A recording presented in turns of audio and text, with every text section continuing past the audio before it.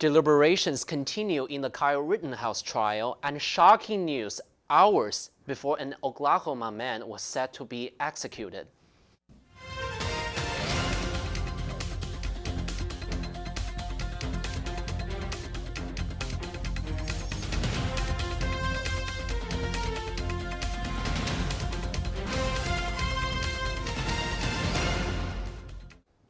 The jury for the Kyle Rittenhouse homicide trial has concluded the third day of deliberation with no decision. Hello, I'm Justin Chen. Welcome to WEBN News.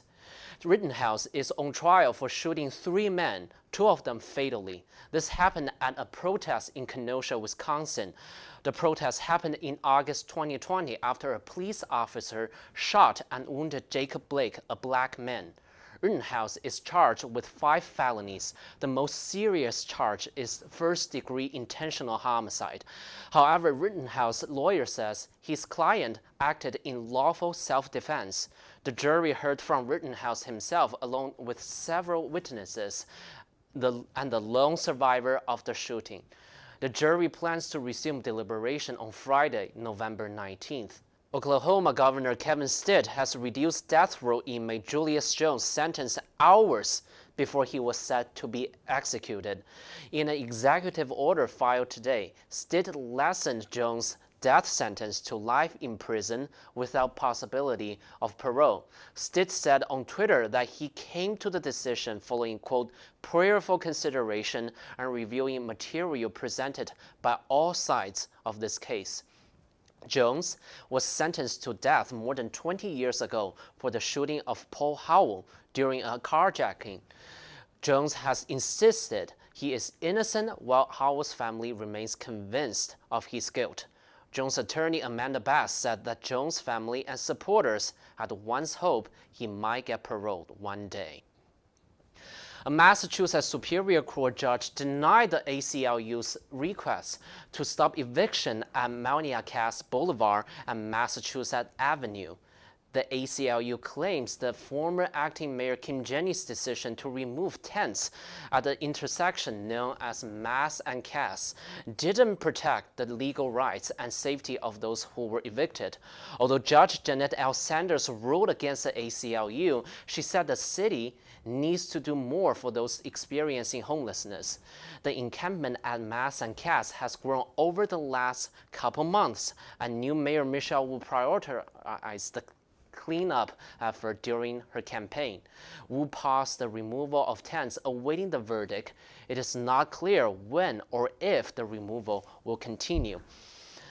Mass and Cass isn't the only issue on Michelle Wu's agenda. Wu made history on Tuesday, and Kendall Clare is here to tell us more. Kendall? That's right, Justin. Michelle Wu was sworn in as Boston's mayor on Tuesday, marking a historic transition of power. She is the first woman, person of color, and Asian American to hold this position. Wu took the oath of office in the Ianella Chamber in City Hall, a deliberate choice given that she cut her political teeth there as a city councilor of 7+ years.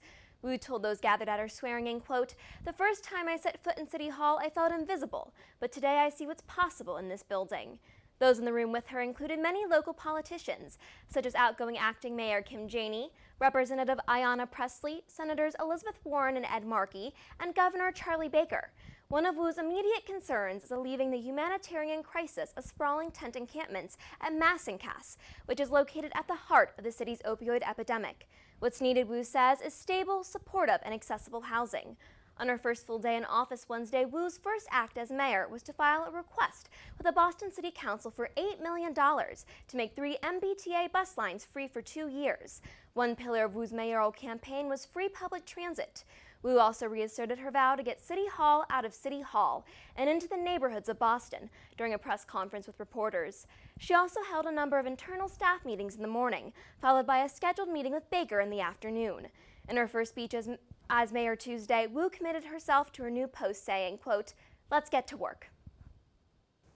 After the break, a local kindergarten is back on lockdown. Stay with us. Did you know bicyclists are often injured by vehicle doors opening into their path? To prevent hitting a cyclist with a car door, drivers should use their right hand to open the door, which forces them to look back over their shoulders so they can see people approaching on bicycles. Passengers should do the same using their left hands in case someone is riding a bicycle to the right of the vehicle. This simple safety procedure is an important step in keeping our roads safe. Remember, scan the street for wheels and feet.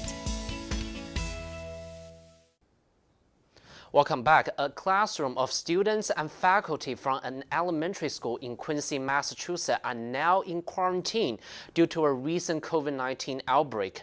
At least 7 faculty members and students tested positive for the coronavirus at Beechwood Knoll Elementary School.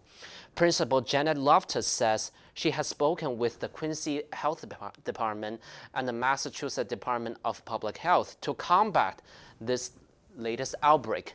Students and faculties can return to the classroom on Wednesday, November 24th, if asymptomatic with proof of a negative COVID test. The FDA and CDC are considering allowing Pfizer and Moderna booster shots for all adults. The decision could come as early as the end of the week. If approved, those 18 and older who received the second dose of their vaccine more than 6 months ago will be able to get their booster shot. Many states such as Arkansas and California have already expanded their booster program to all eligible adults. More than 21 million people have already received their booster shot.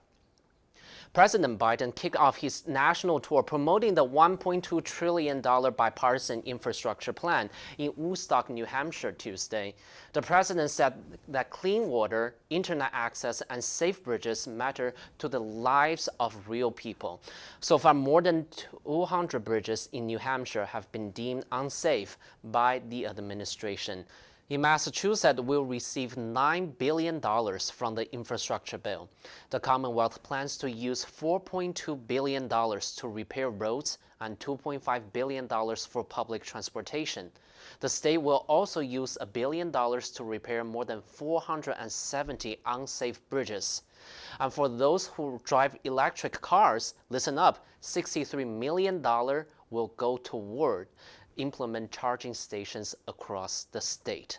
And today we got some uncharacteristically warm weather for fall in New England. Peyton Kavanaugh here to let us know if that warm weather will be sticking around. That's right, Justin. In a pleasant turn of events, Boston saw some sun today, with temperatures reaching the high 60s. This comes right in the middle of a breezy and cold transition to winter. Unfortunately, the rest of the week is not looking as bright. Some cold and cloudy days are up ahead, with Friday and Saturday sticking around the upper 40s. It might be time to pull out your umbrellas, as we're expecting showers and temperatures in the mid to upper 50s on Sunday and Monday. I hope you soaked in the sun rays this afternoon, because cold weather is coming. Be sure to bundle up and stay cozy. I know I will be. What about you, Justin? Oh, I'll definitely be putting on my scarf and gloves. Thanks, Peyton. Coming up, a major breakthrough in the treatment of Alzheimer's. Today I'm going to talk to you about physics. Come on in, girls. Let's go. This is the first rocket to get humans to Mars. Really tall.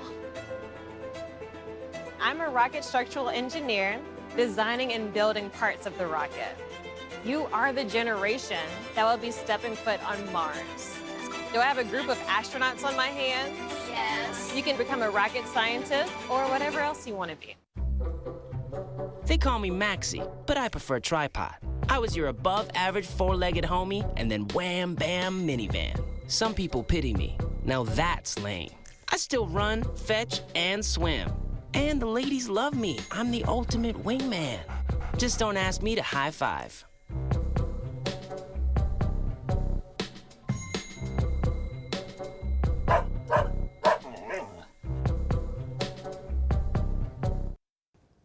Brigham and Women's Hospital begins its first human clinical trial for a nasal Alzheimer's vaccine this week.